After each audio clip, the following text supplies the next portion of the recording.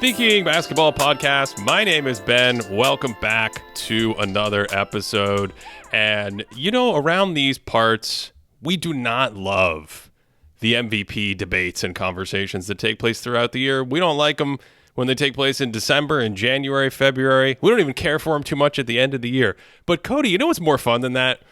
What's more fun, Ben? What? Trying to predict who's going to win the MVP, because it kind of is this intersection of how well a player is playing, plus or minus some perceived delta, you know, somebody gets overrated, somebody gets underrated, how good the team ends up performing with the expectations around the team, and then those things swirl together to create a narrative. So we have done, if you haven't heard it, we've predicted the most improved player. We've predicted, Cody, what was the other award? Defensive Player of the Year? Yeah, we defense. Oh, that was fun. Yeah. And now this might be the end. The season is passing us by. This might be the end of our prediction series. Actually, we actually predicted the quarterfinals of the NBA Cup. We have to get to that. So today we're going to talk about MVP narratives. We're going to talk about where we think players are going to finish at the end of the year. And there's a lot on the line with how you think teams are going to shake out and who's legit and who's not legit. But first we have some housekeeping to take care of. We have some housekeeping to take care of. This has happened before. It will no doubt happen again. My dog is here to commemorate this for those watching on YouTube. I have to apologize, Cody. In the last episode, I had an error. What? I had an error. Yeah. How did you error? Yeah, I erred. I missed it. Sometimes you miss a shot. We were talking about the Bucks and the Knicks, and I misread the score of their first game. Do you remember this? You did, and I didn't know the score well enough from the past to correct you, so we just kind of let it fly by. Yeah.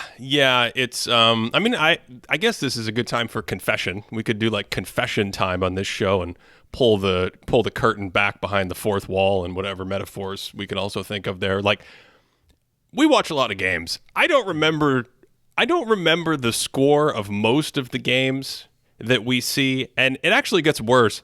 I can't remember what games I've seen. So I will deep scout a game for an hour and a half, make a bunch of notes, pull a bunch of interesting clips, use them in videos, and unless I've made the video where I get to rewatch the play and edit it and things like that, I have to go check my notes to see if I've seen the game. And so we apologize for that. We totally flubbed that. The Bucks beat the Knicks the first time they played. The Knicks did not win. And the same thing happened in the quarterfinals of the NBA Cup. The Bucks will be continuing in the NBA Cup long after we finish recording this one and put it into the annals of podcasting history. But Cody, you successfully picked the Bucks in that matchup. We did the other housekeeping we have to do is our scorekeeping, the first of our scorekeeping predictions from this season. The results are already in. Cody, you had 60% confidence on the Bucks. Remember that? Well, here's the thing. It's very charitable for you to start and congratulate me on the one game I correctly predicted. Well, we're going to get to the rest. We're going to get to the rest. So you had 60% confidence on the Bucks. So we're giving you 60 points. Yeah. For that 60% confidence. And I mean, I stand by the 60%. Like when I was watching, I think they were both in the 70s at halftime, which if you had pulled me directly before the game started, I would have never guessed that, right? I think I even said it on the podcast. I think this is going to be a bit of a rock fight. I think the Knicks are going to do a good job of limiting the paint attacks and things like that. But instead, it turned into the Bucks just dropping, I don't even know how many points. It was a lot of points. I think they were in the 130s. It was a lot. Anybody who had a whole podcast episode before that game about how they're concerned about the Bucks offense, I just put my foot in my mouth. Not really, but then Cody, my dad texts me and he talks trash. It's sort of like the opposite of what you might expect from a dad. He texts me, he's like, Bucks offense really looking good, Ben. I'm like, okay, that's great. This morning I woke up to Clippers are clearly turning the corner. Clippers are on a winning streak. They're turning the corner. So, that game did not. I texted you, I think, 5 minutes into the first quarter, and I said the Bucks are 97% to win this game because an offensive shootout with the New York Knicks. I think the Bucks have that in the bag. So is that what you were seeing right away in the game? Did you see that the Bucks were kind of pushing the pace and the Knicks were, instead of controlling tempo, they were like, you know what? we're going to gunsling right with you, and that's just not a game they can play. It wasn't just tempo. It's what we talked about. I thought the key for New York to spring an upset was to basically win a defensive game that was dictated by slowing down some of those pick and roll actions, middle of the court handoff actions that you talked about that you're starting to really like in the Bucks offense. And the Knicks certainly have the personnel to do that in theory, but like you just 4 or 5 minutes into the game and you're going, there's no resistance. The other thing is I loved the intensity of the Pacers-Celtics game that we saw in Game 1 of the East. That they allowed a little bit more physicality in the officiating. And Cody, man, I wish they would let defenders, like, it's okay to run into a defender's body and have it be a no call. Half the time it should be an offensive foul, but I will take a no call. And they let the guys play a little bit more. So credit to the Pacers in that game because their defense was passable. It needed to be passable. You had guys like Aaron Nesmith running around, fighting, blocking shots. Halliburton had some passable possessions, and it's always a challenge for him. Although the Celtics started the game in the first half by really attacking him. It was really an interesting, for a single elimination game, I thought it lived up to the billing big time by having these little subtle systematic things going on, these little tactical challenges going on. And then the intensity and the sort of physicality of the game was great. Then you go to the Knicks-Bucks games, and it's like a game from the bubble or something. You're like, oh, okay, first team to 140 wins. The Knicks have no shot here. It's really interesting because I probably would have flipped the games like ahead of time in the way that I expected from them. And here's my question to you, because here's what I can't figure out. The whole, like, one piece of evidence gives you complete proof, like burden of proof here. And that's what I'm sitting with the Pacers right now. Because in my mind, I'm like, the Pacers basically can't dial up their defense. Like, that's just not something they can do. They're just going to run you out of the gym.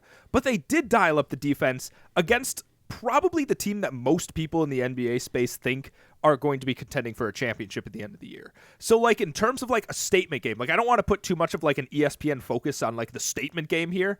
But do you think that this is actually evidence that what the Pacers did defensively is sustainable? Or do you think that was sort of like a lightning in a bottle, one game sort of sample size? Well, if you go over to thinkingbasketball.net, which we have for our Patreon subscribers, you will see, Cody, that the Pacers defense, when you take into account opponent and shooting luck and things like that, is not as abysmal as the raw numbers tell you. And I buy that from watching the game. I think this is a below average defensive team. I don't think they put a lot of great defensive personnel out on the court, but I mean, they're like, what, 6 points worse than league average by raw number right now? I don't quite think they're a 1990-91 Denver Nuggets or whatever it is where, you know, they're going to play at this crazy pace, they're going to have a good offense, and they're going to have the absolute worst defense in the league, and it's going to make them an afterthought. And this is a perfect segue maybe to trying to balance all these things with a guy like Tyrese Halliburton, trying to balance all these things with where the Celtics are going to finish and their MVP candidate, Jason Tatum. So we'll jump into that in 2 seconds, but let's finish the scorekeeping first, shall we? Okay. We both had Celtics for that game, right? We both picked the Celtics. Yes, well, interestingly, you had 70% confidence on the Celtics, and I had 68. So you're losing 70 points there. Okay. I'm losing 68 points there. Wait, is this how we're doing it? Is this your decision? I just made this up right before the show. What do you think? I think this is the Price is Right happening in real life. I kind of dig that, actually. I like it. Yeah, that's clever. Yeah, I started it without knowing the results. Here are the results. Cody gets 60 points for the Bucks. He loses 60 points for the Suns. He loses 70 points for the Kings and the Celtics. That gives him a total of minus 140. I lose 68 points for the Celtics, 62 points for the Suns. I lose 50.1 points for the Knicks, and the only game I got right, I got 50.7 points for the Pelicans. So I'm minus 129.4. By the way, if you're open to saying we only want to give ourselves, I think the problem is if you say we only got to give ourselves the positive score, then why wouldn't you just go plus 100 for every game you try to get right? Yeah. No, because we're honest men. Yes, Ben. yes. That's what we're here to genuinely give how we think that we're going to go. And I really do stand by everything I said, but I think we were talking about the complicated nature of trying to talk about like a single game sample, right? Like I don't want to say it's easier, But it's different when you're going to a playoff series and you're like, okay, I know that this coach is able to adjust here. I think these players are going to be able to, after game 1, game 2, throw these kinds of adjustments. But when you're just like, how are these players going to step up for a single game? I don't want to say it's a complete crapshoot, right? But like once you get to the top, like maybe it kind of is. Like that would be an interesting study, but I guess we have a sample size of 4 right now for elimination games in the NBA. But that would be an interesting study across multiple years of this. Without breaking down any of the games, we'll do 30 seconds or less. We've got the semifinals coming up. We're recording before that, but almost everyone will listen to the show afterwards. Do you have predictions for the semifinals and then the finals on Saturday night? Let's get them locked in.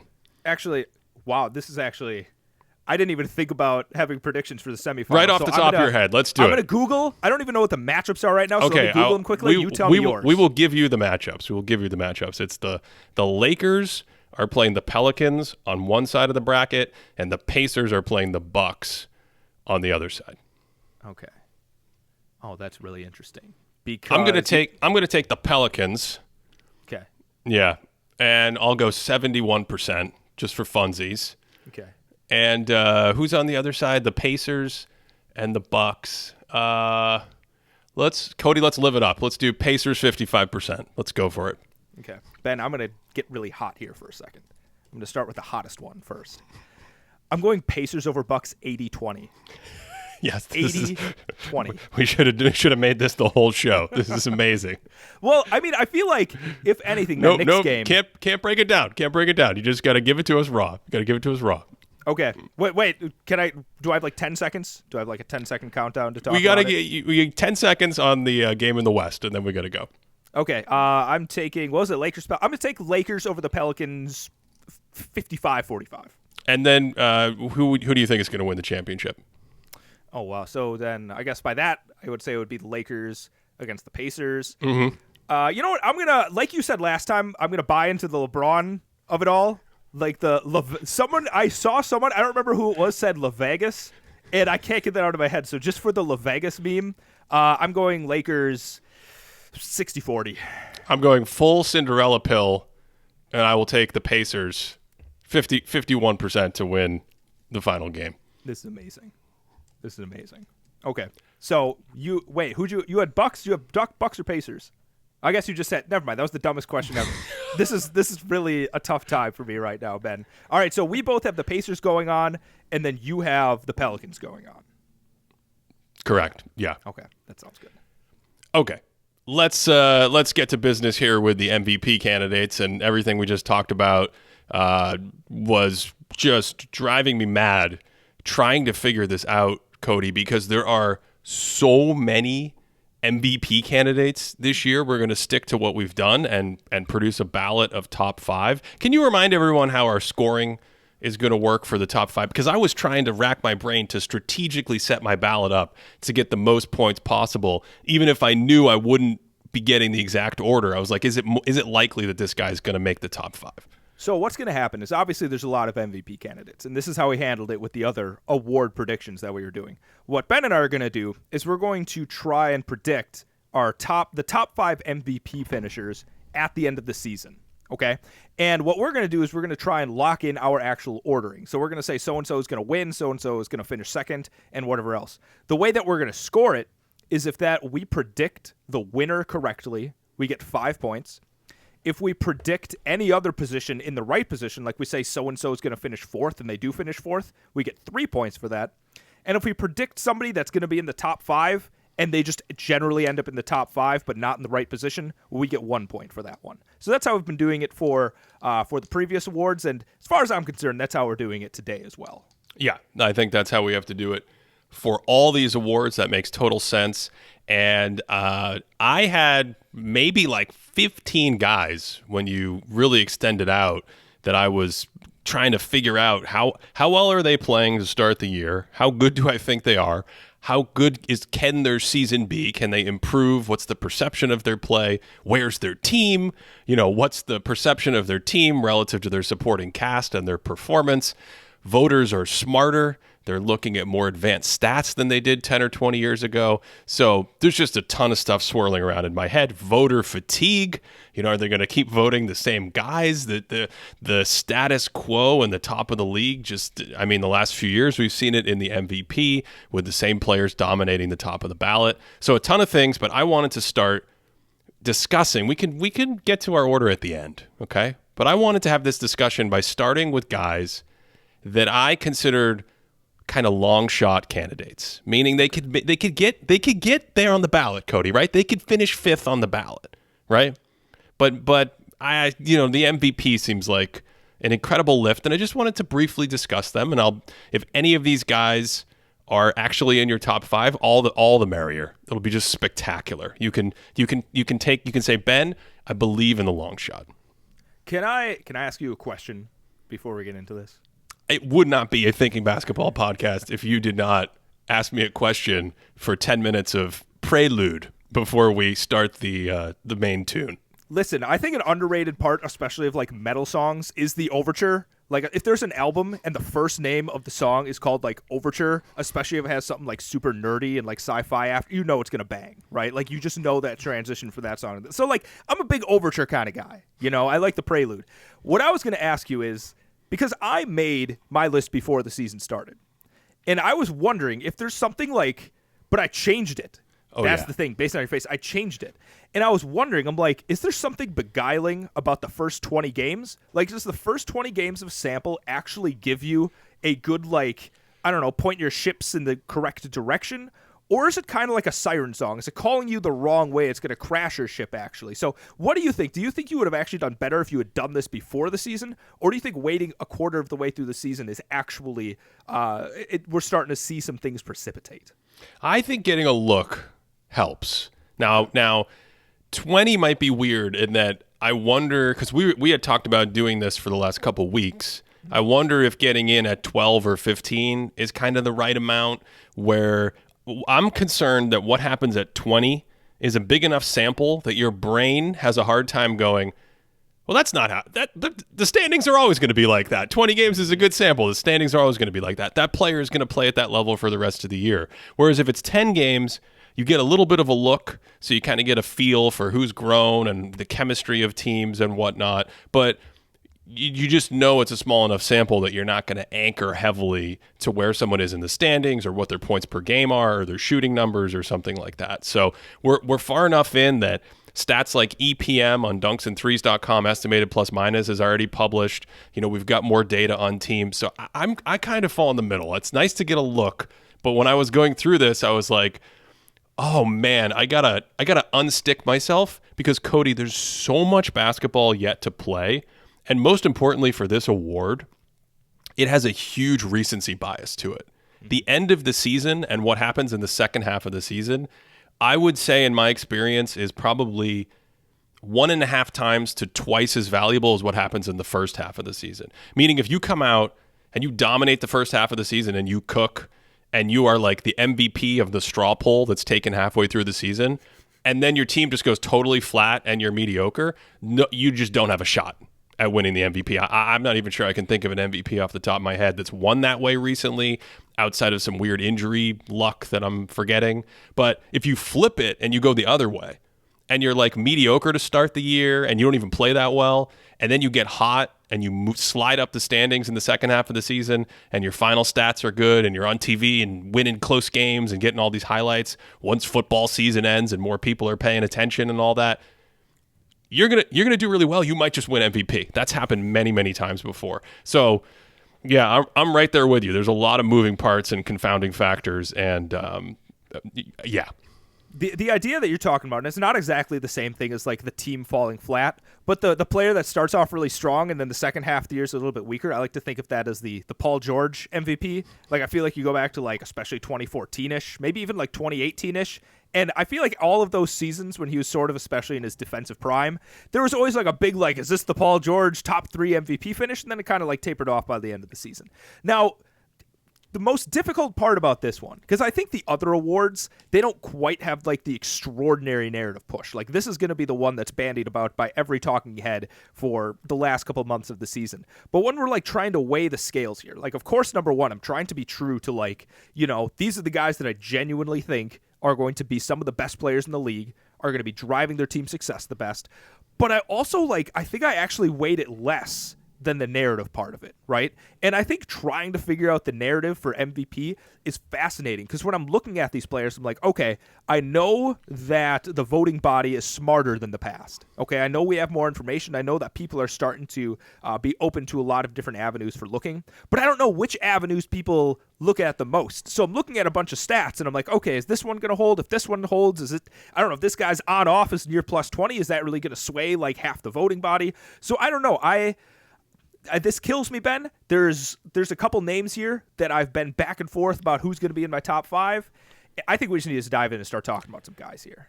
I think for me it came down to 7 or 8 names. So let's start with just throwing out these long shot candidates. And again, if you've got them in there, that's spectacular. It's not too disaligned with me. Misaligned? Disaligned? Did I just make up a word? Crossword puzzlers out there, let me know.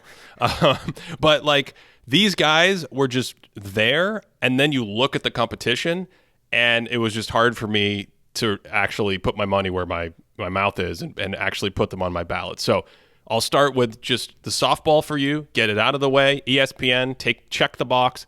LeBron James. Okay. Yeah. I mean, are we just riffing on these guys? I just want to throw a few names out there. We'll just riff on them quickly, and then we'll get to the heavy hitters. Yeah, LeBron, I think I'm gonna take the opposite stance as I've done in the past, right? I've reflected, Ben. I've had moments of reflection here, where in these sorts of little games that we do, maybe instead of being negative about each person you kick out, maybe I should be positive about each player, right? So I'm going to try and take that spin as we go forward instead of like bashing everyone's chances. With LeBron, I think the narrative story of him being in his 21st season, of the second highest points per game average being Vince Carter before this with like 7.5 points per game. LeBron has an absurd on-off number. It's like in the plus 20s. He looks like the past couple of years of Nikola Jokic, right?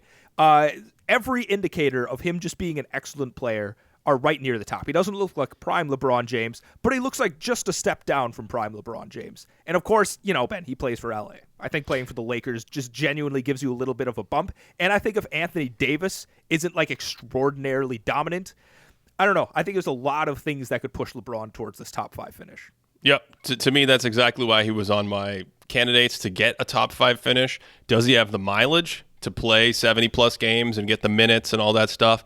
And can the Lakers finish with a high enough seed? And what is that bar for different teams? I tried to gauge it as I went through. I think LA probably needs a top 4 or 5 seed or some of the other players to get injured higher up on the ballot. I think that's also the dirty little elephant in the room. Not a clean elephant. It's a dirty elephant. Because if everybody's injured, you could be like the 11th guy, but if they all get injured, you're going to get a 5th place finish or something like that. So, okay, this is another fun one. We've talked about it before. Zion Williamson, I'm Pelicans curious. To me, he's just not in good shape right now. He needs to be in better condition. Is that a thing that could still happen this year? There's so much basketball left to play. Can a team like this put it together and rip off an incredible January or February? Or we saw the Celtics a couple years ago in their run to the finals, turn the season around after the new year. Can that happen? And if it did, wouldn't they need Zion to be good? And if Zion were good, wouldn't it get him up into the MVP conversation? And the thing with Zion is I think the aspect beyond, just being better physical condition, right? I think the defense would hold him back. I think people would bring that sort of thing up. But what could be spun in his favor is some of the defensive plays he can make. Because when you watch the Pelicans, all of a sudden, like, somebody throws a long entry pass, and he's over here, and he flies over and, like, steals it and saves it. You're like, oh, my God, Zion. Or he leaps up and meets the shot at the apex and just swipes it out of bounds. And you're like, oh, my God, this is the Duke Zion we've been waiting for. And maybe somebody could be, like, bewitched by some of these plays, along with some of the highlight plays. All of a sudden, the Pelicans are doing better because Trey Murphy III is just, the second best player on the team. All of these things could come together and create MVP Zion or top 5 MVP Zion. Yeah. A couple more. Let's do the teammates. I threw the. I didn't know what to do with Kevin Durant, but Durant and Booker, are they gonna split votes? Durant's tricky because he's played 19 games and the Suns are 10-9. So, like, what would it take? Would it take a monster stretch from him and a huge push up to the top of the standings? So at the end of the year, because I don't think Durant has a shot if the Suns' record is like 20. Let's say he plays 70 games. If the Suns' record's like 35 and that would be 35 and 35. This is the worst math anyone's ever done live on a show. Like 39 and 31, and then they do really well in the other games to get to 50 wins. Booker's the guy that looks like that. The Suns are 9-3 with Booker. So I just kind of put both of them in here. Okay, so let me actually ask you. If the season ended right now and you could only give like an MVP type of vote to one of the two players, would you give it to Durant or Booker? I'd probably give it to Durant the way I think about things, but I don't know if the voters would. I think the voters, but then it gets weird because the voters get obsessed with cherry picking games played. That's actually a segue into the next player, which is Steph Curry, who's still one of the best players in the game, still an incredible offensive force. If anyone, I mean, probably most listeners to this show know that he's having this ridiculous statistical season, but for anyone who hasn't checked lately, the guy's averaging 32 points per 75 possessions on plus 10% true shooting relative to the league. He's up near 70%. This is close to what he did in 2016. It's a more scoring-friendly environment, so I don't think it's quite the same thing, but this is ridiculous at his age. So he's playing super well. When he's on the court, the Warriors have an above-average offense. When he goes to the bench, we won't talk about that. It's not the same thing. But, does he even have a chance to make top 5 depending on where they finish? I mean, that's the dirty elephant in the room here, Ben. I feel like every time I watch the Warriors, I'm blown away by Curry, right? It still looks like every time I watch him, like this is clearly a top 5 player in the league still. Like, there's no reason that people shouldn't be fawning over his offensive game. But like you said, and I haven't checked it in a couple of days, but I'm pretty sure that they have a negative net rating when he's on the court, and they have a negative on-off net rating with him. The team does better according to net rating when he's off the court. And I think, like, the Steph Curry, Ben, I don't know if you've seen anything floated like this. I've seen some stuff floated our way that we're biased against the Warriors. I didn't realize anyone was higher on Draymond Green and Steph Curry than you and I. For the Warriors or against? Hold on, time out. For the Warriors or against the Warriors? Against, Ben. Against. I thought people thought we lived at the Chase Center. I thought people thought we recorded this from an office and all this background where you have this beautiful Midwestern basement that isn't actually your basement is an office, a studio inside the Chase Center to propagate the propaganda of the Bay Area Bombers, the San Francisco Legends, the Golden State Warriors. That's not true?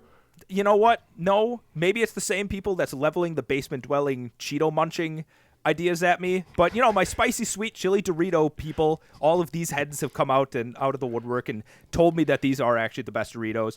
I don't know where we're going with this, but anyway, look, being super high on Steph Curry, fantastic player, but I do think that the numbers, like we were kind of talking about with Luka Doncic last episode, I think that's going to turn away some people. Like, Steph Curry doesn't have as monstrous Steph Curry numbers. I think that, along with their overall record, is sort of going to disqualify him in the eyes of a lot of people. But his game, his ability to score, his ability to still be an offensive engine, I still think that alone keeps the door open a little bit. I was almost with you. I think you have it with disqualified. This is the guy to me who might be the best player in this group that I just think has almost no chance of getting in this group. And you know why my brain thinks this? I mean, the voters will be a little more generous because of the title they won. But in the 2022 season, when he had a monster year, he was the best player on the best team. He came off a year in 2021, the year before, where he just, shredded in terms of his stats. He finished third in MVP, had a great year. You know where he finished in 2022 in MVP? Where? He finished 8th.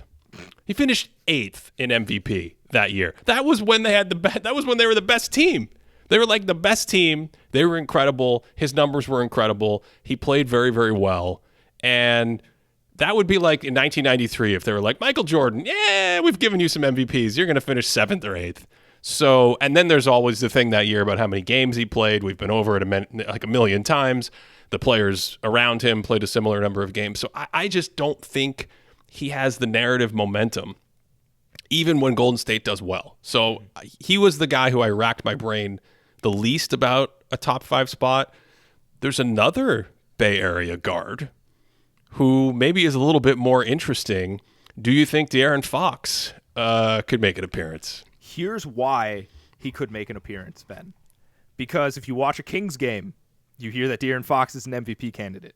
If you listen to the Low Post, you hear that De'Aaron Fox is an MVP candidate. If you go anywhere where people publicly talk about basketball, you hear that De'Aaron Fox is an MVP candidate. If you turn on an ESPN game, Cody, the Kings broadcaster tells you that De'Aaron Fox is an MVP candidate. Keep going. Yeah, I don't want to sound super cynical this way, but like the wheels are churning, and I think once this wheel starts going downhill, it's a lot more difficult to stop. I'm not saying that De'Aaron Fox isn't a wonderful player, right? De'Aaron Fox and Domantas Sabonis, who interestingly, Sabonis finished, was he 6th in MVP last year? Was he 7th?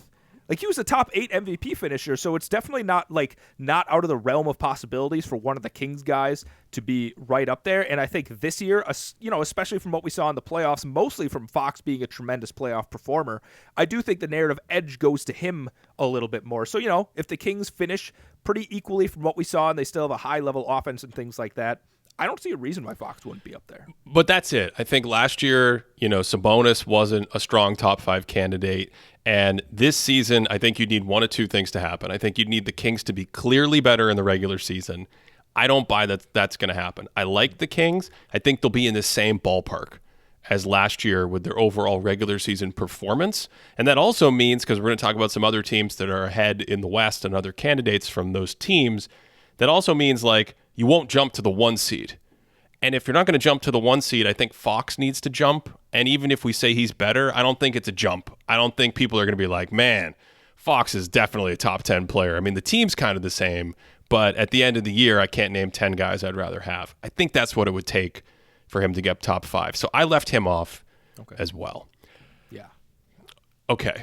Let's talk about the heavy hitters. Let's talk about the candidates. If you have anyone else you want to throw in there as we go through this, obviously feel free to do this. But since we're talking about all this jumping and the narrative and the Kings and the guards from the Bay Area, we talked about the Pacers earlier. Tyrese Halliburton, is there enough juice? I had him. I actually, let me rephrase this. I have him, Shai Gilgeous-Alexander, and Anthony Edwards as 3 guys listed in this group, new to the party, okay? There's a lot of momentum behind him. All 3 of these players, they're all ascending players. They all have great stories right now, 20 games into the season. How do you feel about Tyrese? And then we'll get to the other 2. So here's the thing about Halliburton. And I do think, again, we're going with a narrative thing here. I think that the defensive switch, the win against the Boston Celtics, I think that was huge. I think, we were just talking about the wheel turning. Somebody's pushing the wheel a little bit towards the hill right now. It's starting to go. And I think, if what you have predicted comes to pass, Ben, and the Pacers end up winning this whole thing, or at least, getting to the championship round of the NBA Cup and making it competitive, I think that's a huge boon for Tyrese Halliburton. But beyond that, I mean, you watch this dude go. And we've talked about, his improvement. I think he was a most improved top finisher last year, not the winner, but one of the top finishers last year. And again, I think he could be considered just because of his, the quickness with his ability to pass and get off the ball, his shooting off the dribble, even though sometimes you're like, how is this guy getting that shot off? And it doesn't matter because he's just burying it from 5 feet behind the 3-point line. And the fact that they have I don't know, man, they have the best offense we've ever seen. I think the last month of Indiana Pacers basketball has produced an offensive rating of what is it, 128? Is it 128 in the past month? I can see a 2005, 6-ish Steve Nash narrative about Tyrese Halliburton being this guy is ahead of the curve, and because of his offensive prowess, this little Pacers team, the little Pacers that could, is producing the greatest offense we've ever seen. Our board for subscribers on thinkingbasketball.net has an estimate of your win quality based on luck and based on opponent strength and things of this nature, right? And it believes in the Pacers. It thinks the Pacers are one of the better teams in the league. And to your point, the Pacers have a 128 offensive rating in the last month. A 128 offensive rating. Cody, the league average offensive rating in the last month is 116. So, again, we've struggled with math today, but I'm pretty sure that's 12 points better than league average.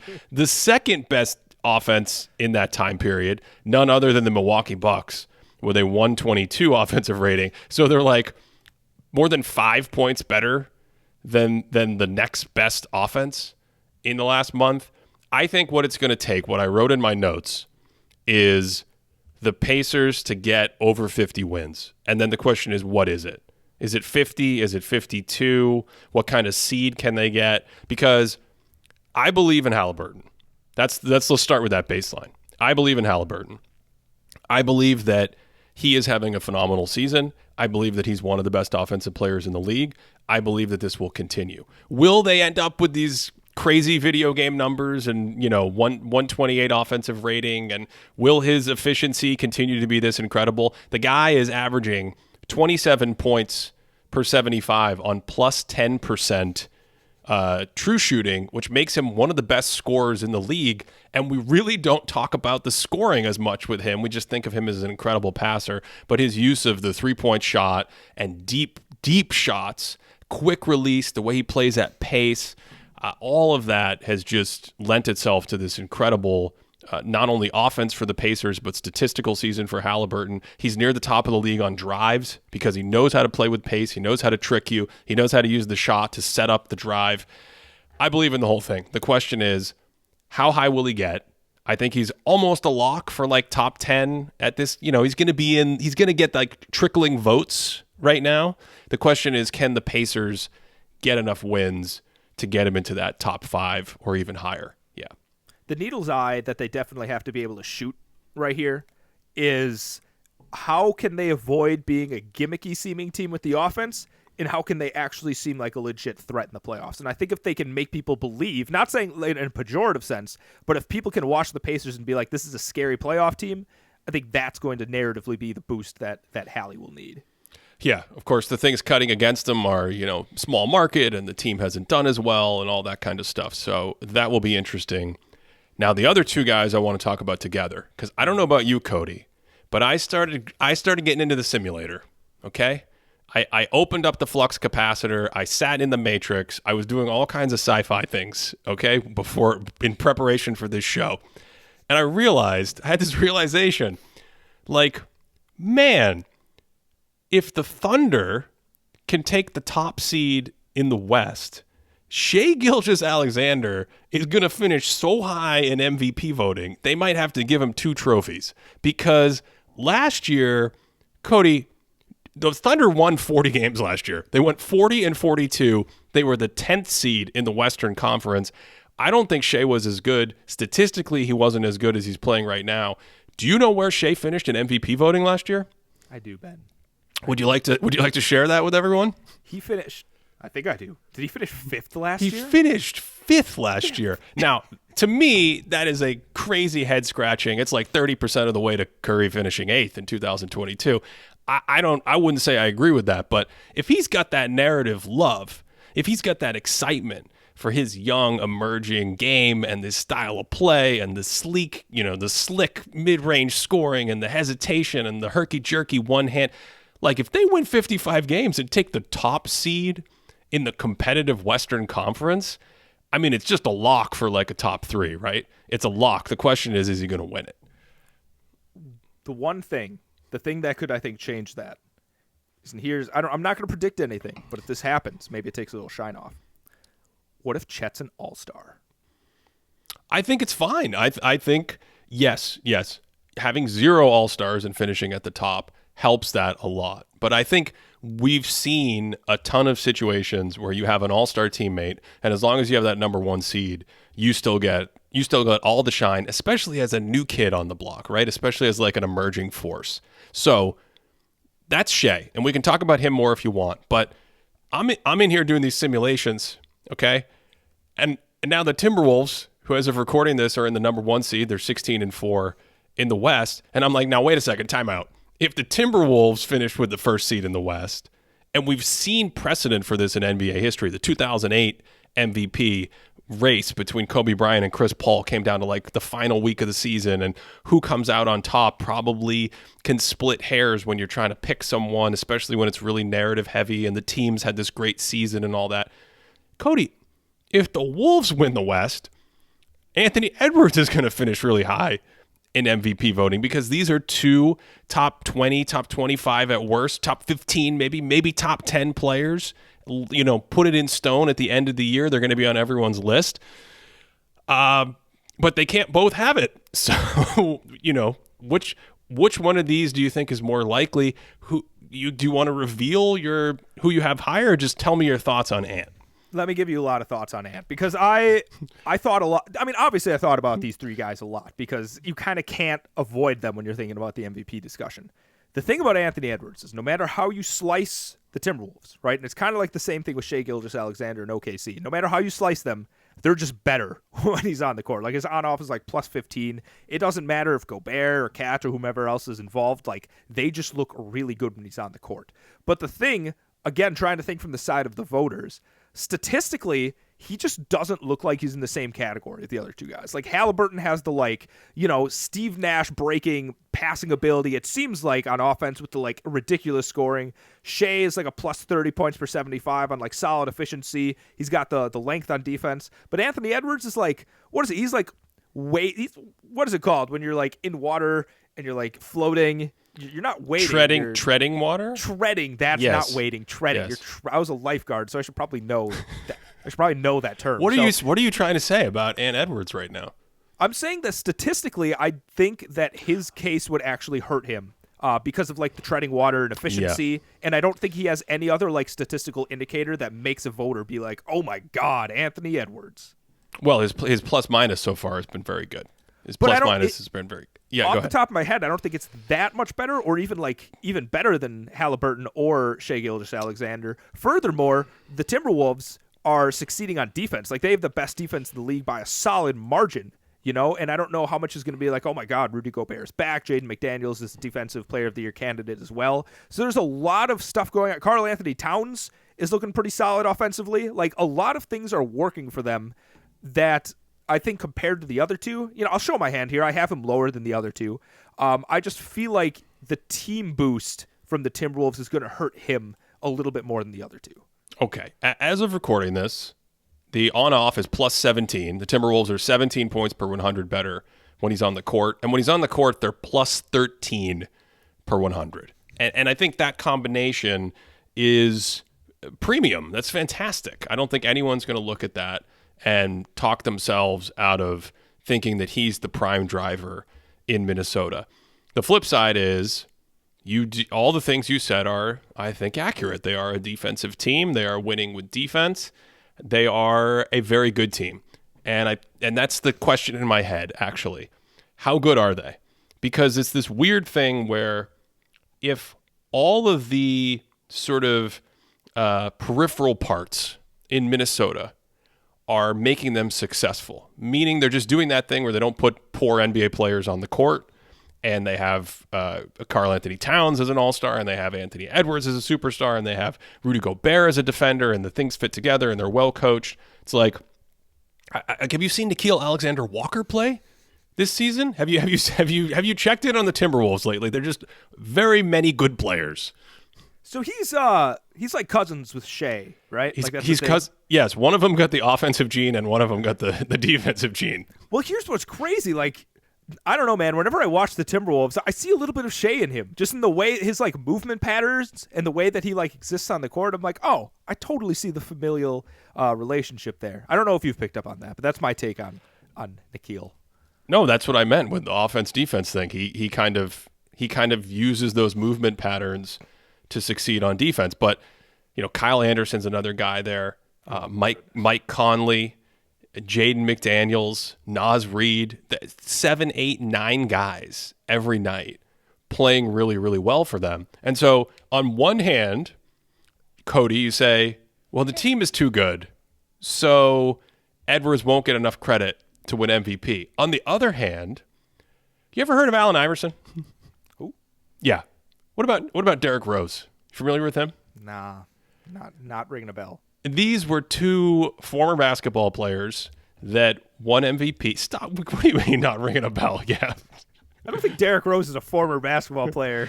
No. Is Derrick Rose is he still playing basketball? I think he plays for the Grizzlies, which is probably why. No, that's not a team. That's not a team. Anyone that plays for the Grizzlies is a former The Grizzlies basketball used to be a team in Vancouver. Why don't more teams change their name when they move? By the way, I was talking about this recently with a friend. No, I don't know. It's a great like time the to Utah Jazz. It's like an oxymoron. Anyway, where what would Utah be? Like the Utah saltwater? I don't know. The sky, the mountains. They got stuff there. They can have a regional name.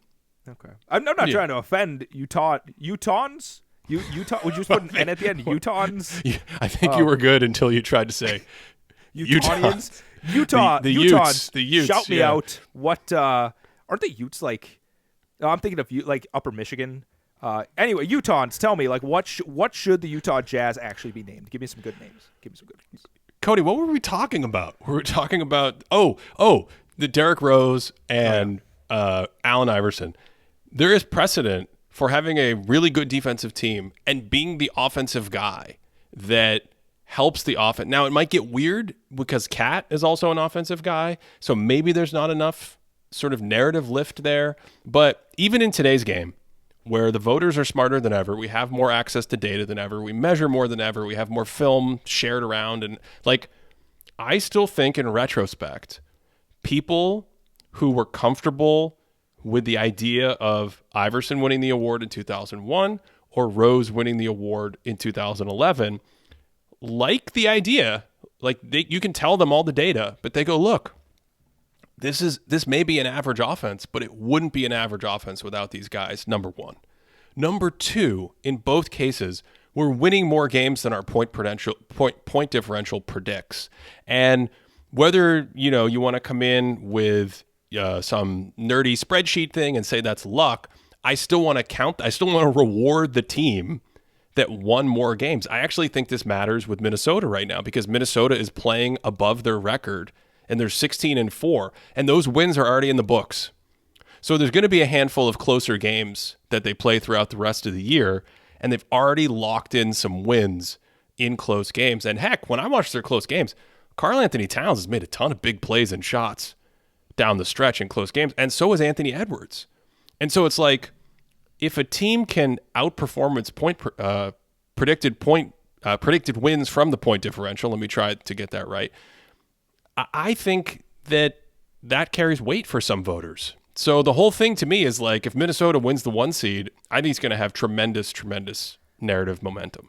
Everything you say, I agree with, but it just doesn't feel like I'm hearing the chatter. And I feel like if I'm a quarter of the way through the season, I should start hearing some chatter a little bit more, and I'm just not. I hear more chatter for the other two, and I don't know. This is the unfair thing where it's like, should I base everything on the first 20 games I watch and listen to and pay attention to, whatever else? Maybe not. But the wheels are not churning, Ben. The wheels are not churning. All right, let's talk about the old guard. The same players that have been in the MVP voting for the last 11 years. They are incredible players. Do you want to talk about Giannis? Do you want to? I have a couple guys here. We have Jokic, Luka, Embiid, Giannis, and Jason Tatum. That's the list of old guard guys for me. Do you want to pick any of those out and share thoughts? I don't know. Do you want to put someone down? Do you want to get very negative? A lot of the audience has requested angry Cody lately. Angry Cody needs to sit down for a while. Angry Cody needs to rest. I guess that's the secret, Ben. That's what me and Hulk are like similarly. I'm just always angry. It depends on when I decide to unleash it. So, Luka Doncic, should we start there? Oh, boy. Luka? Oh, okay. I mean, here's the thing with Luka. Like, it's crazy, right? Are they good enough? I don't. Does it even matter? That's what's crazy to me. But it did last year. It mattered last year. He finished like 9th or 8th or something like that. Cody. Luka Doncic finished 8th in MVP, the same as Steph Curry, the year that they came out of nowhere, according to the prognosticators, to win the title and have a great season. They didn't even make the playoff game last year. He was out of shape for half the season. He looks way better this year. I think the fact that he keeps finishing very, very high. I think he was, 4th or 5th the year before when they went to the conference finals. He was 8th last season. I want to say he's 2nd in MVP voting odds, either preseason or the latest. I don't know how often they update them at sports books and things like that, but we did look at the odds before we recorded here. I believe he's 2nd. I just think what's the number for Dallas for him to finish very high in the ballot? 45 wins? I don't even know if they have to have that good of a record for him to be up there, because he's got the triple doubles. He's playing really well. His stats are off the charts. I think the one thing maybe holding him back, which is related to the team record, is what we talked about last time, the on-off performance and the actual quality when he's on the court. But I actually think he has some sort of MVP voting horseshoe situation going on. Like what did you say earlier? The wheel is being pushed. He's on a mountain. Everyone else is going uphill. He's going downhill. So you're high. You know what? I'm gonna switch. I'm showing my hand. I'm probably higher than you are. You're definitely higher than me on this. Because you don't have him top 5?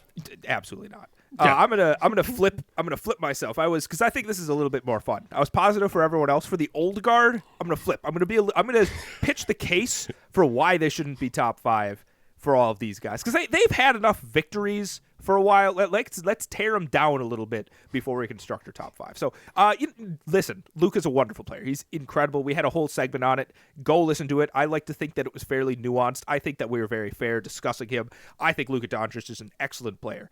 I just don't know if he's going to get the narrative boost this year. I don't know why. I just don't vibe it, Ben. I'm going a lot on vibes right now, and that makes for terrible podcasting. But Luka's just not going to finish top 5. So you feel like SGA has the vibes to win MVP? Oh yeah. Okay. Because I have the same thing with vibes. I have my list strategically to get the most points possible in our prediction game. I don't know why I want you to win the game. If I'm confessing, yeah. Wait, what? I don't know why. I just want you to win. Yeah. I appreciate that, but this is again something else we're going to have to unpack at the end of the episode. It just feels more fun. We need to we might have to have a Patreon episode where we just unpack some of the things that you've said like that on these episodes. Okay. We'll actually get the couch out and talk. All right, old guard. Ben, tell me, Giannis, what do you think? He is the one to me that it's like between typical injuries, games played, the Bucks record, where the Bucks might finish in the conference because of the presence of Boston and because of the presence of Philadelphia, and goodness knows if there's another team that can sleep in there. First of all, I just don't think there's any way he can win MVP. I just think it's like almost a zero. You want to talk about vibes? I just am not feeling any vibes whatsoever for that. Secondly, do you then have the sort of narrative boost that you could generate to pass some of the guys who A, are better players, or B, have the narrative boost? I wasn't sure about that either. And then third, how much do you get penalized for the slow start? We talked about how the second half is more important, and it is. But I think when you're old guard and you don't have a lot of narrative boost, sometimes that season starts and you look at your stats and they aren't quite as good, which his aren't. And he could play great the rest of the way and end up with a typical Giannis season. And I'm not sure it would be good enough to get him in his 3rd or 4th position that he's now annually finishing in since winning MVP back-to-back in 2019, 2020. So I was really like, I don't even know if I can squeeze him in. That's kind of how I'm feeling about Giannis. So I don't know if I agree if the stats aren't good enough. Like right now, thinkingbasketball.net database, 31 points per 75 and plus 7.5 efficiency. Yeah, compared to the other seasons. Yeah. Okay. Yeah. you watch, like, Ben, Giannis is a really good basketball player. Like, newsflash, but like, you watch the Bucks, and this guy just goes. Like, some of the defensive plays he still makes, you're like, oh my God, like him and Brook Lopez together are just a wrecking crew on that end. Offensively, we've talked about it. He's a freight train. He completely just absorbs defenses. He's living up to the moniker of being one of two best finishers in NBA history. But there are a lot of narrative things going against him. How much is he going to hurt from having a new coach? How much is he going to hurt from having their focus switch away from defense? How much is it going to hurt to have Damian Lillard on his team? Because all of a sudden now you have another guy that people view very highly in the past for some of these MVP kinds of conversations. I think some of those things are definitely not going to be great. However, I do think the discussion, I don't want to have it right now, but in the future, like the Joel Embiid versus Giannis in terms of who's the better player, I think that's a fascinating question at the moment. I'm going to table that, but Giannis is a very good player that we'll see.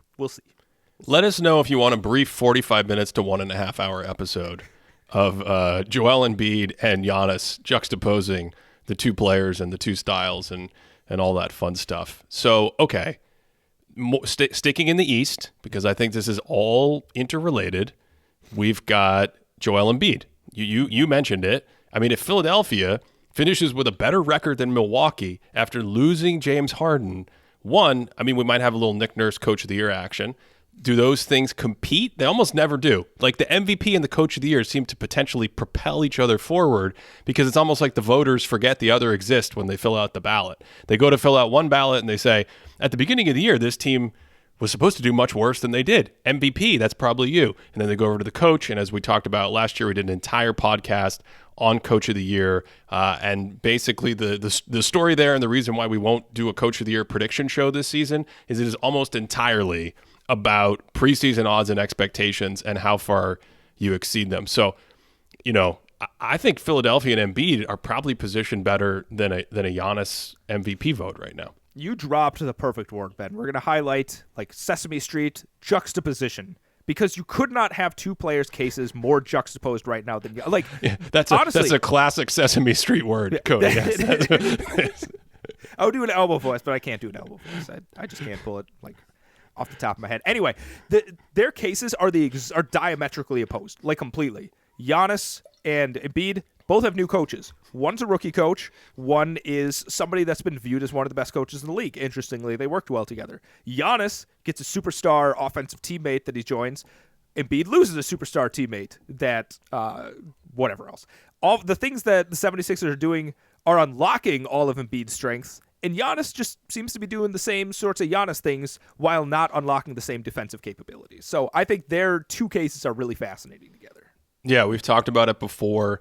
We have a video on the Thinking Basketball YouTube channel. I mean, this is Embiid's best passing season. How much of that is even just his improvement? There are clear reads where I think he's made improvements, little small improvements over the years, but the offensive structure and the system and the space and the two-man actions and just getting sort of out of this pattern or this system of clear out one side, throw it to him, eat a double team, and figure out how to hit the cutter like, you're Bill Walton or something. That is a little bit more passé. They've moved beyond that. And I mean, he's been spectacular. He's been electric. So I think the two different narratives there are really working in his favor, especially if he continues to be one of the two or three best players in the league, has the great statistical package that he brings and all that. So who does that leave? Who have we not? We've not talked about Jokic and we've not talked about Tatum. Is that right? Yeah, so we talked about Embiid. We should go straight to Jokic. I should say it. I think this is Embiid's best season. Like, it could be unlocked from the coach or whatever else, but this is, from what I'm seeing, Embiid's probably best season. Agreed, yeah. Jokic, now, they just lost to the Clippers. What? They were up by like 17, and then the Clippers came charging back in the second quarter. That's what my dad told me, yeah. Yep. Your dad's plugged into the Nuggets train. He's plugged into the videos I make and then making sure that they flop, yeah. So I think the last time the Nuggets played the Clippers, Jokic was out and Reggie Jackson and DeAndre Jordan led them to a victory. So I don't know. Like, the Nuggets have kind of hit, they look a little stale right now. Jamal Murray's just kind of recently back, so I think he's working into some things here. So it'll be interesting to see if they're able to like capture some of the early season synergy, because I know they were rolling at the beginning of the season. But individually, man, Jokic still looks like Nikola Jokic. Like, I don't know if anything looks too much different from you. I wouldn't necessarily say he's better, but I also don't know if I'd say he's worse going into this season right now. Jokic just is Jokicing right now. Cody, 2021, Nikola Jokic wins the Most Valuable Player award for the first time. In our model that we share for our Patreon subscribers, 8.6 box plus minus that season. It's one of the great performances in regular season history. I don't know if I'd call 2021 top 5, but we don't have our historical database up, but that's a monster. That is an absolute monster. You can look in the historical database if you're a subscriber. I'm saying I don't have it memorized or up in front of me. Next season, Cody, 2022, he wins another MVP. 8.6 box plus minus once again. His offensive box plus minus is 5.2. These are obviously tops in the league and sometimes tops in the league by a lot. His on-off, we talked about that earlier, in 2021 was plus 12. And in 2022, it was plus 17. And then we go to last year. Last year, he did not win MVP, but that box plus minus, it kept on going up. It was a 9 last year. He had a box plus minus of 9, the same offensive box plus minus, and his on-off was plus 22, one of the better results of all time. Cody, would you like to know Nikola Jokic's numbers in the same categories for the 2024 basketball season? Ben, I'm looking at it, but this is my ASMR. Like, you just say it to me. I need this in my ears. His box plus minus is 10.5, which I believe would be the greatest season of all time. His offensive box plus minus is even higher, and his on-off, the difference when he's on the court versus off the court for the Nuggets, is plus 23. Plus 23. Cody, the Nuggets are outscoring teams by 10 points per 100 when he's on the court, and Jamal Murray has been out for the last month. So my single biggest question, perhaps, about this entire exercise is when Jamal Murray comes back, and he came back for 20 minutes the other day and he sprained an ankle, but I mean when he really comes back. Do the Nuggets have a month or 2 months where they stomp everyone? Because they've shown the flashes early in the season, and they still look very good, but obviously not having all-NBA, Hall of Fame Jamal Murray that we've seen in the playoffs. The man still has not made an all-star team. And Cody, he's only a few games away from being disqualified for all-NBA this year because of the time he's missed. I can't believe this is still happening. Maybe that should be our side bet. Do you think Jamal Murray will make the all-star team? But to me, that's the big question, because if they do that and they take the 1 seed, I think Jokic might be primed for another MVP. I accept all of that case, but I don't know. I'm interested to see the repercussions of last year of Embiid winning MVP over him, of Jokic storming his way to the championship last year, but then now combined with them just not really being at the top of the West at the moment. So I would like to, if they end up in the 3rd seed, and Jokic is having these kinds of numbers, what happens in that case, right? And I don't necessarily know if people are going to be excited to be like, yep, we're going back to the voting box to, vote Jokic in for another year. Makes it sound like he's like the president of the NBA. He's got to get the people excited. You have to inspire the people. You have to move the people. And I think that's the narrative. The narrative is having the greatest offensive season of all time. And I think it would have to be coupled with this 1978 Portland Trail Blazers just massively hot streak when they're all healthy, take the 1 seed. I think that's the pathway to it. And that's the big question in my head, because everything unravels after that. If that doesn't happen, then you have the Minnesota-Oklahoma City potential bloodbath. We haven't talked about the East. I think it's a given that the Celtics are going to win a lot of games if they're healthy. I think the single biggest question is, how much credit does Tatum get because the team is stacked? We know no one knows the true MVP, Drew Holiday. Did you have him in your top 5? I mean, he's locking for number 1. I was just picking the other 4 players for this whole thing. Jason Tatum's really interesting because Jason Tatum's incredible. Like we talked about the bulk he put on. We need to have another gym corner at some point. Not today. We're getting to the point where we can't really go on too many tangents at this point. But he put on weight. I think his driving game looks good. But the numbers aren't popping. The on stuff isn't crazy. He's surrounded by an excellent team. Drew Holiday is excellent when Kristaps Porzingis is healthy. That's another high-level player that they haven't had in the past. Jaylen Brown, of course, is always garnering attention with his ability to blow by and score and whatever else. But Jason Tatum is just really good at basketball. And I feel like if the Celtics are near the top and people are like, well, Tatum's great, and the Celtics are always really good, and he's probably the best offensive player and the one that we can like trust the most when the chips are down. Yeah, we should probably vote him in to at least some degree. But is this where the 20-game thing messes with you? Because plus 20, plus 5 on that can swing in a month. That can swing easily. The question is, how good is the player? How good will he be at the end of the year? How good is the team? Do you believe that the number, like even just in Oklahoma City, do you believe at the end of the year that Oklahoma City is going to be like 23 points per 100 better with Shai Gilgeous-Alexander? I think if you believe that, regardless of what happened with the team, like if they were the 5th seed, he's still going to be top 3 MVP.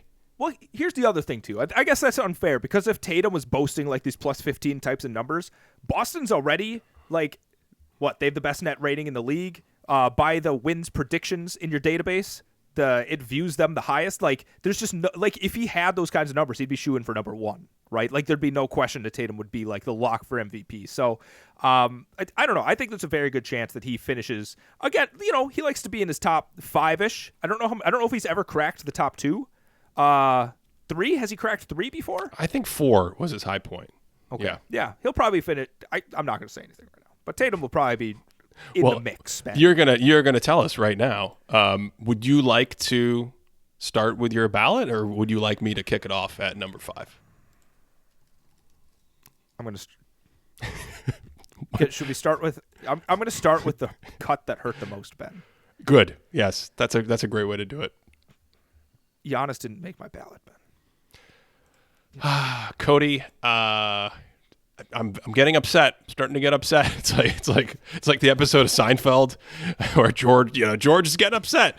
I'm getting upset. Yeah, this is terrible because Giannis did not make my ballot either. All right. And it felt weird. I kept doing this thing where I was like, Giannis has to be like 4th or 5th or something like that, and I just couldn't get it in. Couldn't get it in. It hurt. It hurts, and I do think there's a good chance that we'll both be wrong about this at some point, but I'm not feeling it right now. So I'll start with my number 5. You mean like the way we were not wrong at all about the in-season tournament? You built me up so much after the preseason pod that that invincibility is wearing off now that I'm just being wrong all the time. Number 5. What do you got? I have Tyrese Halliburton at my number 5. Oh, I love it. Yeah. Cody, I'm in a good mood again. Good. George is feeling good again. This is fantastic. Okay, I am. Someone should keep track of this. We got to write this down. I am going to go with at number 5, and this one, I really want to vote this one number 1. I want to vote my number 5 number 1, but I was trying to be strategic. I was trying to figure out who needs to be on the ballot. This is why I was in the simulator all weekend. What are the probabilities of this happening? I'm going to stick Anthony Edwards on the ballot. I'm going to give him my number 5. Oh, my God. This is incredible. This is amazing. Yeah. I love this. You want to put him number 1. Oh. I want to put him number 1. See, you talked about vibes. I feel the vibes. But at the same time, everything we talked about with the Timberwolves right now, they're the team I don't know if I've ever had a team that I like so much that I don't believe in that I do believe in. Does that make sense? That's my headspace. Yeah. I'm like, yes, they're very good, but they're a little overrated. They've had this crazy shooting luck. They're not going to be quite as good, but also they're already 16-4, and they're also very good. And Rudy Gobert is probably going to win Defensive Player of the Year. And so I can see it. I can see it. I can feel it. I want to pick it. I'm gonna be strategic. I'm gonna put him 5th. I love that. Let's go to number 4. We talked about these guys enough. Number 4. It's getting better. You're gonna love it. This is so fun. I gotta go Luka number 4. You're going Luka? Okay. Yep, I'm going Luka. It's just the media darling. Let's do it. This is a great list. I'm actually a lot happier with this than our previous ones. I love that I'm writing these down, by the way. Wait till we get to the top 3. It's going to be horrible. What do you have for? What do you have for number 4? Number 4, Jason Tatum. Oh, this is the best. Okay. You want to do number 3? Oh yeah, we're gonna snake it. I guess we've been snaking. Number 3, Ben, I wanted to put this guy number 1. I think this is how I feel about Anthony Edwards, but I can't. I can't do it. I can't do it. SGA? Yeah, I'm going Shai Gilgeous-Alexander, number 3. Shai Gilgeous-Alexander, number 3. My number 3, Cody, we've talked about this a lot. We talked about it in the preview episode for the entire year. Joel Embiid, I looked it up. When David Robinson lost in the 1995 Western Conference Finals. Now, I know it's a different time. It's a different voting body.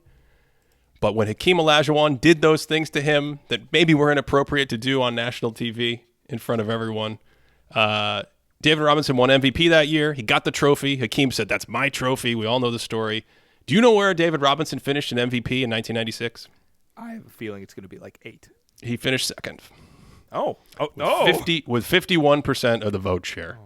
And again, I know it's a different time, but I think when you're good or you're great and you play great and you don't miss time, and obviously that's the caveat here in my head. I was trying to be a little strategic about missing time. Like, I think Giannis could miss his 10 or 15 games or whatever. I think Embiid's going to be there. I think he's having a great year. The Sixers record looks great. I think the Sixers are very good. So I'm going to stick Embiid here at number 3. I'm actually really angry you have Embiid here. Because that means you weren't the coward. That means you did what I was unable to do. You did what I was unable to do, and you're going to win because of it. Are you going to snake? You know what? Never mind. I'll snake. We're not going to snake because I'm going to do number 2 because my number 2 is Embiid. Hold on. I love what you want to get me on the couch. What happened with you're the coward, you're going to win? What's going on? What are you saying? You didn't actually pick what you think is going to happen? No, I couldn't quite do it, and I don't know if it's because I'm afraid of change, man. I don't know if I'm afraid of change, but you clearly aren't because I know who your number. I don't know. I know who your number 1 or 2 is going to be. Yeah. Would you like to hear? Would you like to hear my number 1 and 2? Oh my God, you did it, didn't you? No, I didn't. You didn't. Okay. No, I can't. I don't know what to do here. I am going to go with SGA at 2 and Jokic at 1. Okay. Yep. Okay. Yeah. And then I have Drew Holiday at number 1. Thank you so much for listening to another episode of Thinking Basketball. No, I have Nikola Jokic at number 1. I can't believe you didn't put Drew on here anywhere. Okay. He was number 2 on my defense ballot, remember? That was my swing with Drew. So to recap, I have Edwards, Luka, Embiid, Shea, and Jokic going 5-1. Cody's 5-1 is Halliburton, Tatum, SGA, Embiid, and Jokic. To support us, check out patreon.com/thinkingbasketball. That's where we have our stats database. We have for teams. We have it for players. We use it to research the videos, the podcasts. It's our lifeline when we get into this kind of stuff. We can reference it really quickly on the show. I use it every day. I love it. Patreon.com/thinkingbasketball. We also have extra content. We have a couple of years of extra content to wade through, as Cody might say, to tread through. I thought you were going to say Anthony Edwards was treading water on defense, but you meant his efficiency is treading water, I think. And I was about to be like, man, okay, so we're going to have a podcast for Embiid and Giannis. That's going to be an interesting conversation. And then we're going to have an even bigger podcast on Anthony Edwards versus Shea on defense if you think Anthony Edwards is treading water. Because Anthony Edwards, to me, has a lot more interesting defensive juice and has been better defensively as he's gotten older. And he's also so young. That's why I was torn between Ant getting the boost now. I really wanted to vote Ant. But I think Jokic is the strategically smartest vote. And I also think it's probably just more likely that Denver has a run in them than trying to sort out, like, is it going to be Minnesota? Is it going to be Oklahoma City? I don't know.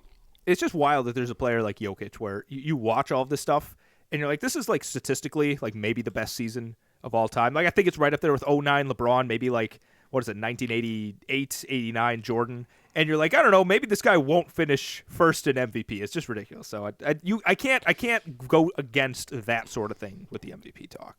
Yeah, we talk about Halliburton and that like 127, 128 offensive rating. I mean, Jokic is 124, and he's played half the season without Jamal Murray. And he just seems like he's solved basketball.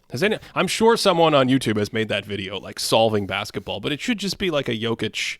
It should just, no commentary needed. It should just be like pictures of Jokic playing basketball and then playing around with his horses. Thanks as always for listening all the way through on this one. And of course, we hope you are having a great day.